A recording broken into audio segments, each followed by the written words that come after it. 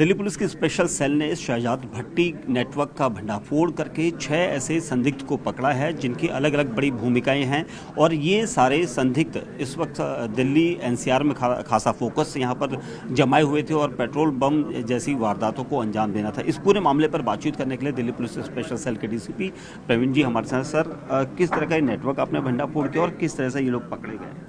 जैसा कि आप लोग जानते हैं कि दिल्ली पुलिस की स्पेशल सेल स्पेशली जो न्यू दिल्ली रेंज है वो लगातार शहजाद भट्टी नेटवर्क जो कि पाकिस्तान से ऑपरेट हो रहा है उसके खिलाफ ऑपरेशंस करती रही है।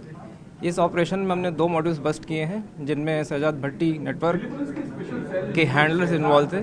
पहला मॉड्यूल जिसमें 2 लोगों को हमने अरेस्ट किया है विजय घाट एरिया से। इसमें दानिश और सलमान जिनको टारगेट दिया गया था कि वो किसी वाइट इंस्टॉलेशन या किसी पुलिस इस्टेब्लिशमेंट पे पेट्रोल बम से हमला करेंगे, उनको हमने अरेस्ट किया है। ये लोग टच में थे हुनैन राना की जो कि शहजाद भट्टी का ही एक एसोसिएट है।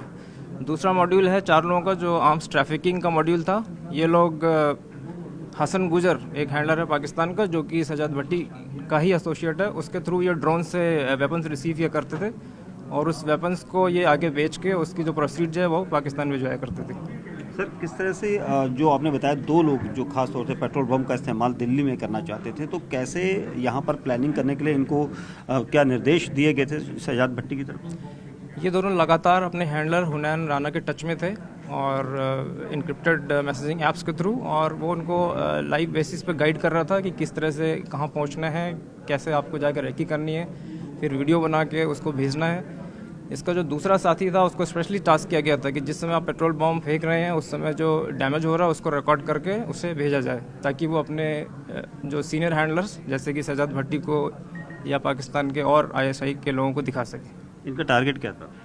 इनका टारगेट वाइट इंस्टॉलेशन और पुलिस एस्टैब्लिशमेंट थे। उनका नाम हम लोग डिस्क्लोज नहीं करेंगे फॉर सिक्योरिटी रीजंस। हर बार कहीं ना कहीं टेररिस्ट जो है भीड़ भरे इलाकों में वारदात को अंजाम देते हैं या ब्लास्टिंग करते हैं, लेकिन ये तरीका बिल्कुल अलग था क्योंकि ISI से मोटिवेटेड ये पूरा नेटवर्क मॉड्यूल चल रहा था। तो क्या कुछ खास था कि पुलिस नेटवर्क और पुलिस एस्टेब्लिशमेंट में कोई टारगेट करना? मुझे लगता है कि जो इनको अभी पीछे सफलता मिली है रांची और भटिंडा में जहाँ पे इन्होंने पेट्रोल बम से हमले किए हैं, उसी से ये प्रभावित थे कि इस तरह का काम कुछ दिल्ली में भी किया जाए। और टारगेट चुनने के लिए इनकी अपनी वजह है कि पुलिस इस्टेब्लिशमेंट में हमला करने से शायद उसकी मैसेजिंग ज़्यादा होगी, उसका इम्पैक्ट ज़्यादा होगा। तो ऑप्टिक्स के अलावा और कोई रीज़न तो समझ में नहीं आता इस तरह के टारगेट चूज़ करने का। क्या अभी इनका कोई नेटवर्क का और हिस्सा बाकी है जिसको आप टारगेट? इसमें लगातार हमारी तफ्तीश चल रही है और आगे जो भी ऑपरेटिव्स इनके हमारे रडार में आएंगे उनको हम इसी तरह बस्ट करते रहेंगे। शुक्रिया बात करने के लिए। कैमरामैन विशाल के साथ दीपक बिस्ट, न्यूज़ 18 इंडिया, दिल्ली।